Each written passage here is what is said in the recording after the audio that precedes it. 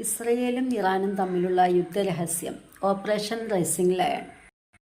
ഇറാന്റെ ആണവശക്തി പദ്ധതിക്ക് നേരെ ഇസ്രായേലിന്റെ ഏറ്റവും രഹസ്യമായ ആക്രമണം. ഓപ്പറേഷൻ റൈസിംഗ് ലയൺ ലോകം കടന്നുപോകുന്ന വലിയ യുദ്ധം തുടങ്ങിക്കഴിഞ്ഞു. ഇറാൻ അതിന്റെ ആണവായുധ പദ്ധതി പോയിന്റ് ഓഫ് നോ റിട്ടേൺ എന്ന നിലയിൽ എത്തിക്കഴിഞ്ഞു. അതായത് യുദ്ധത്തിന് മുമ്പേ അവരുടെ ഒരുക്കങ്ങൾ പൂർത്തിയാകുന്നു. ഇറാന്റെ ഉള്ളിൽ നിന്നുള്ള വിവരങ്ങൾ ഇസ്രായേൽ ശേഖരിച്ചു.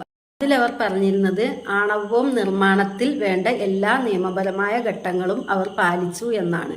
ഇതിന്റെ അടിസ്ഥാനത്തിൽ ഇസ്രായേൽ പ്രതികരിച്ചു. ഇനി കാത്തിരിക്കാനാവില്ല. അതുകൊണ്ടാണ് ഓപ്പറേഷൻ റൈസിംഗ് ലയൺ എന്ന രഹസ്യ യുദ്ധ പദ്ധതി അവർ നടപ്പിലാക്കിയത്. ഇസ്രായേൽ പ്രതീക്ഷിച്ചതിനേക്കാൾ വലുതാണ് അവർ നേടിയതെന്ന് അറിയുന്നു. പ്രധാനപ്പെട്ട ആണവ ശാസ്ത്രജ്ഞന്മാരെ കൊന്നു. IRGC കമാൻഡർമാരെ ഇല്ലാതാക്കി. നഷ്ടപ്പെട്ടവർ ഇറാന്റെ തലനിരക്കാർ സർദാർ റാഷിദ്, കമാൻഡർ ഓഫ് ഹദാൻ അലംബിയ, Sardar Salami, IRGC chief, doctor Fereydoun, nuclear scientist, doctor Tehranchi ടെച്ച്ഹെഡ്. ഇവരുടെ വലത് കൈയും അത്യന്തം വിശ്വസ്തനായ നേതാവും മരിച്ചെന്നാണ് റിപ്പോർട്ട്. ഇറാൻ ഒന്നെങ്കിൽ നിഷേധിക്കാതിരിക്കാൻ തുടങ്ങിയിട്ടുണ്ട് എന്ന് ഇസ്രായേൽ. റഡാർ ന്യൂക്ലിയർ ഫെസിലിറ്റി ലക്ഷ്യമാക്കി ആക്രമണം. റഡാർ സ്റ്റേഷനുകളും എയർബേസുകളും ശാസ്ത്രീയ കേന്ദ്രങ്ങളും തിരിച്ചാണ് ഇസ്രായേൽ ആക്രമണം നടത്തിയത്.